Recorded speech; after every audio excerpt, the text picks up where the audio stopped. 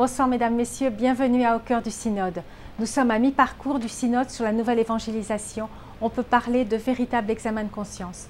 Le cardinal Donald Ward, rapporteur général, archevêque de Washington, a synthétisé plus de 230 interventions réalisées depuis le début du synode. La base de l'évangélisation est de favoriser une rencontre personnelle avec le Christ. Comment mieux la favoriser et encourager un renouveau spirituel ainsi que la formation des baptisés. Monseigneur Ward a formulé une douzaine de questions qui vont être débattues par les participants durant les jours à venir. Parmi ces questions figurent la famille, l'éducation de la foi, la liberté religieuse, l'attention aux pauvres et le rôle des laïcs notamment. Aujourd'hui, Monseigneur Marc Ouellet, préfet de la Congrégation pour les prêtres, a fait une intervention dans laquelle il a évoqué un malaise dans les relations entre la hiérarchie ecclésiale et la vie consacrée, dû entre autres à une méconnaissance des charismes. Il a appelé à mettre en œuvre le document Mutue Relationes qui explicite ces relations. Comment transmettre la foi dans une société individualiste, matérialiste et sécularisée? Monseigneur Christophe Schönborn, archevêque de Vienne, a répondu à ces questions à Charles Le Bourgeois, notre correspondant à Rome. On ne peut pas transmettre la foi chrétienne si on est aigri et purement négatif sur notre société, avec toute cette liste interminable d'ismes, individualisme, hédonisme, matérialisme, etc. Vous n'allez gagner personne. Saint François de Sales a dit on attire plus de mouches avec une seule goutte de miel qu'avec tout un tonneau de vinaigre. Et je crois que c'est le secret de l'évangélisation, c'est d'aimer notre époque, d'aimer les gens de notre époque tels qu'ils sont, bien sûr, avec la sécularisation. Mais Benoît XVI nous a tant de fois dit, regardez les chances d'une société sécularisée dans laquelle l'Église n'a plus des positions de pouvoir, où elle n'a plus les attaches traditionnelles qui la rendaient forte, mais aussi parfois trop dominante. Maintenant, nous trouvons pauvres, nous nous trouvons démunis devant les autres, un peu ridiculisés, même honteux avec les scandales d'abus sexuels, etc., tout ce qu'il y a eu. Mais nous nous trouvons dans une nouvelle liberté de proposer la foi et de nous rencontrer dans cette rencontre directe de l'Évangile dont Jésus lui-même nous donne le plus beau et le plus fort exemple.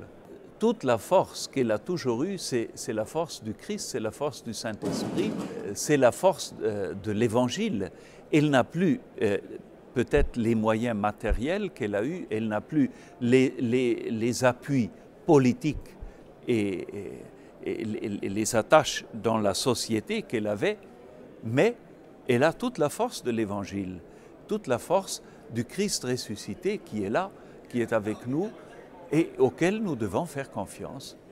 Le dialogue interreligieux et l'écuménisme sont aussi des lieux de nouvelle évangélisation. La communauté de Thésée a cette vocation écuménique. Charles Le Bourgeois a demandé au frère Aloïs, prieur de la communauté de Thésée et invité spécial au synode, quel est le lien entre la nouvelle évangélisation et l'unité des chrétiens? Oui, nos divisions empêchent une évangélisation souvent. Nous le voyons à Thésée où nous accueillons des jeunes tout au long de l'année qui sont catholiques, protestants, orthodoxes. Et les jeunes veulent aller ensemble aux sources de la foi. Avec nos divisions, nous créons une confusion chez les gens. Vatican II, avant de faire les textes, était d'abord un événement de communion. C'est un témoignage lumineux que le Concile a donné au monde, un témoignage de communion. Et je crois que c'est ça, cet esprit de communion que nous devons retrouver aujourd'hui à tous les niveaux. Je le vis ici, dans ce synode. C'est formidable, des évêques du monde entier qui parlent de leur vie de diocèse. Mais cette expérience de communion doit être accessible aujourd'hui pour les jeunes surtout.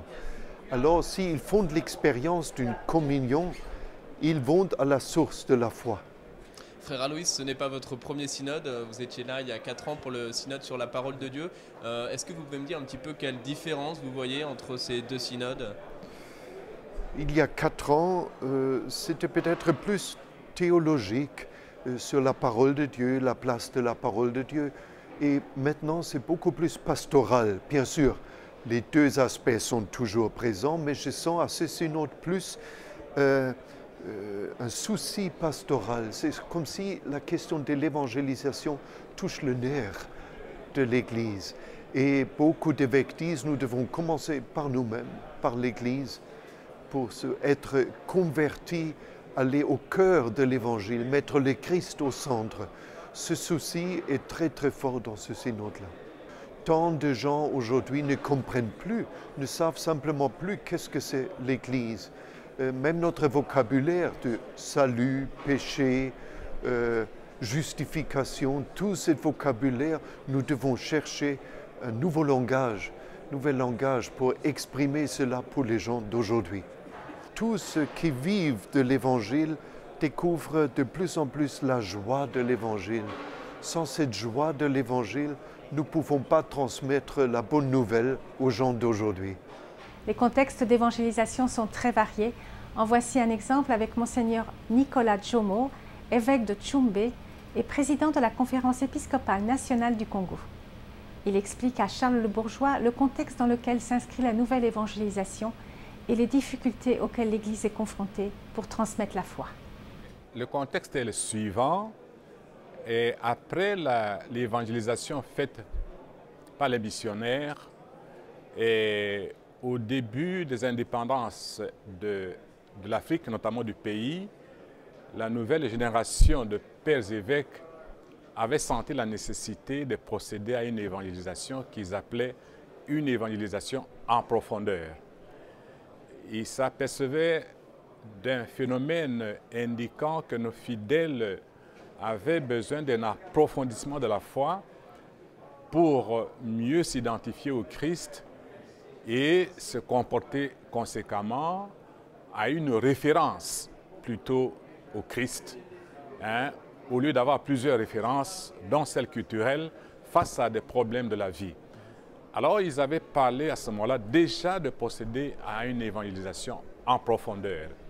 Et pour moi, c'était déjà un concept précurseur de ce que nous appelons aujourd'hui nouvelle évangélisation. Oui. Alors vous parlez de cette nécessité d'évangéliser en profondeur. Alors concrètement, que fait l'Église en RDC pour transmettre la foi chrétienne?